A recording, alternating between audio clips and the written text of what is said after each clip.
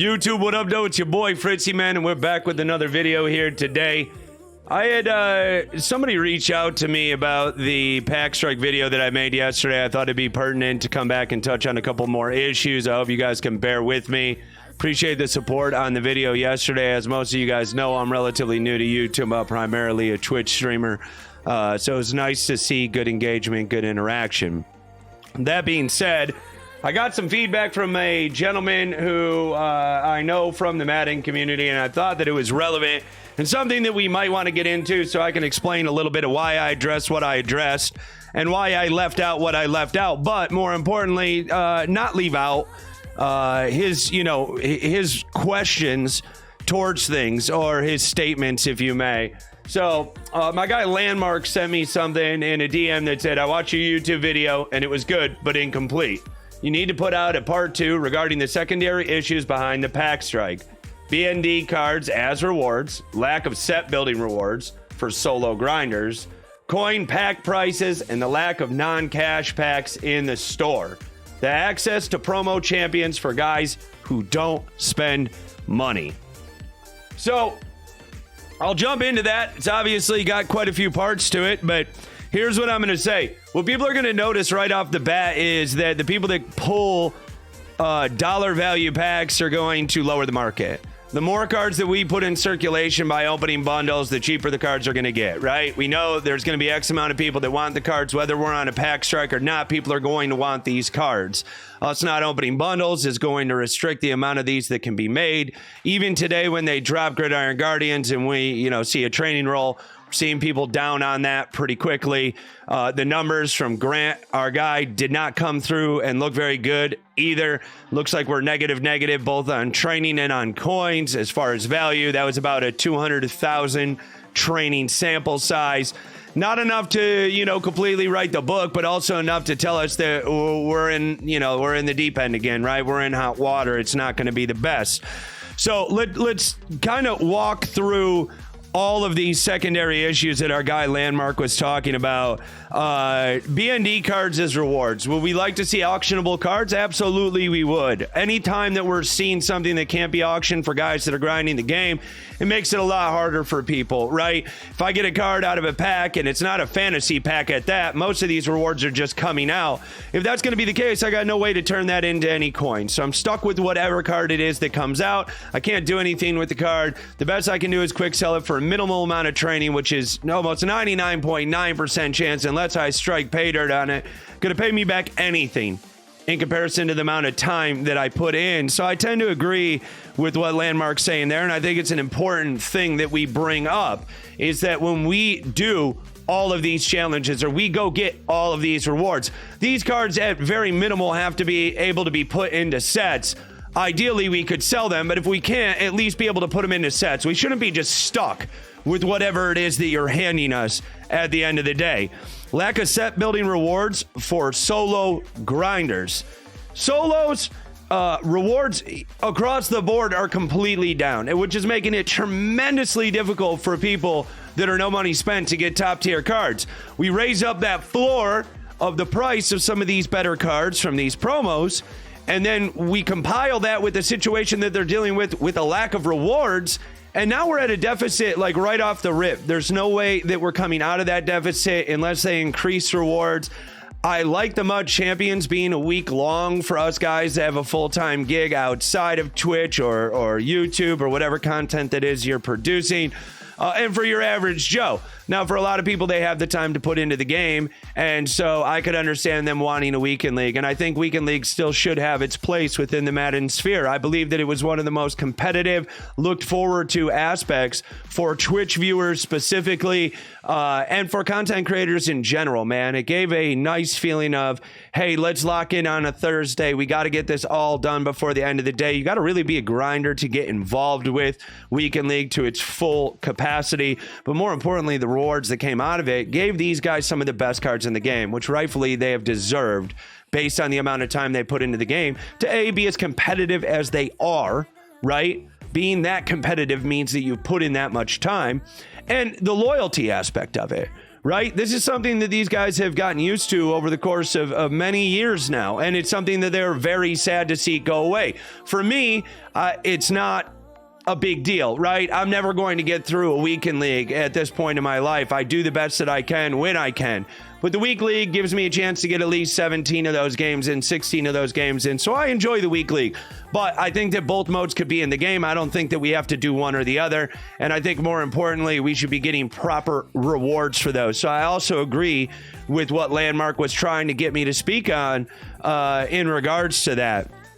The lack of non-cash packs in the store and pack prices. I'm going to hit on pack prices more importantly because I do see a lot more options in the store, right? We've had options that don't even have a limit on them this year to be able to pull with coins. All right. So those aren't cash packs. Those are coin packs. So I'm not going to get into that, but the prices are crazy. I shouldn't be paying 60,000 coins for one Pro Elite pack or Pro Star pack. It's a crazy number, man. The chances of you getting your value back out of that based on the pack odds, it's just almost automatically a loss.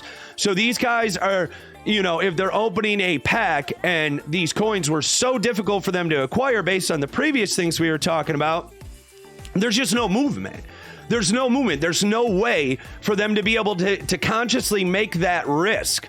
Right? They're better off just stashing and dashing and just waiting until they've stacked up enough to just outright buy whatever they're looking for. There's no, oh, I got 60K left. Let's throw a Hail Mary at a Pro Star pack right now and hope for the best. You're likely not going to have any chance of pulling anything, right? I was on stream the other day.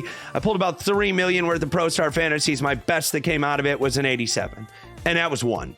Okay, so I agree with him completely. And the access to promo champions for guys who don't spend money, I think that issue has been talked about by other content creators. I think that it's very well noted. And I think at the end of the day, when we're looking at the no money spent guys, they have to have an opportunity to be able to grind for the better, if not best cards. Maybe they can't get all of them, but we should be at least putting them in a position where they can get some of them. And right now, they're not in that position. Even when it came down to grinding and getting your 89 All Madden card, it wasn't a fantasy pack.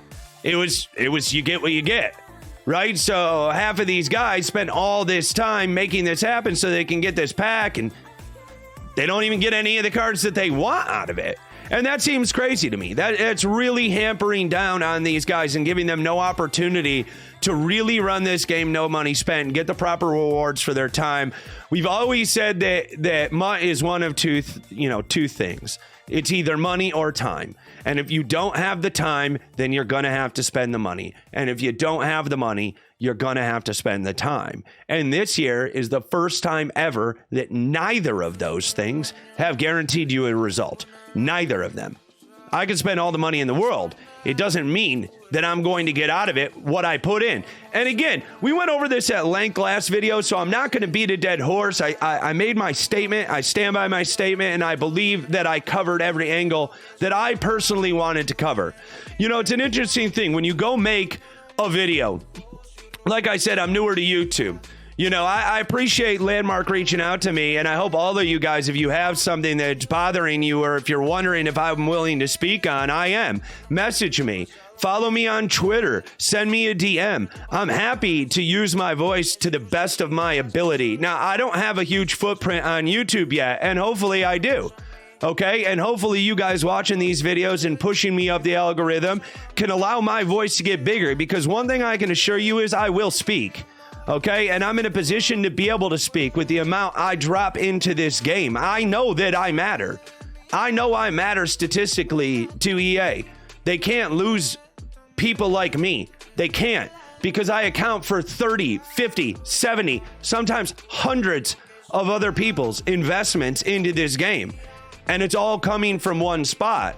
So I really did appreciate Landmark reaching out and saying, hey, I'd really like to see you touch on these issues. They're important to me. They're important to a lot of the other people in the community. We feel like these things have been understated during this entire thing. Not that they've been ignored. That was never suggested, but that it really hasn't been something that we've harped down on and made sure that they understood, the EA understood that this was very important to us as well.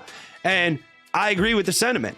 I agree that it's, partially my responsibility and other content creators' responsibilities to put that information out there and make sure that even if that horse is beaten and bloody, that we continue to do so until something gives.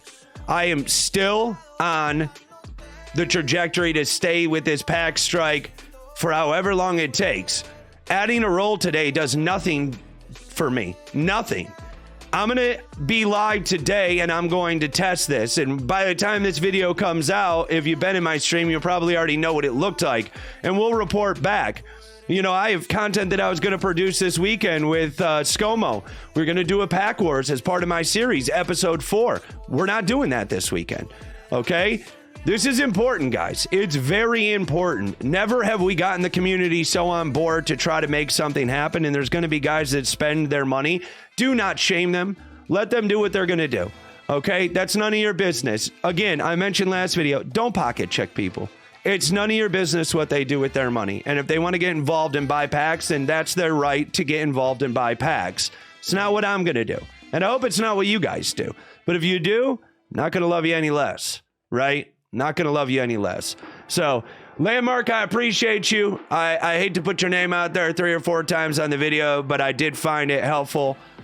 Great suggestion for me to come back on and do this. Guys, if you enjoyed the video, make sure that you like and subscribe. If you'd like to see more content like this from me rather than just pack openings where I'm sharing opinions, views, all the other things that I have to offer that I do quite a bit live on my stream, let me know. Drop me a comment. Tell me what you'd like to see going forward. I'm happy to produce the content that you guys are looking for. I hope you guys have a great day, man. We'll see you tomorrow.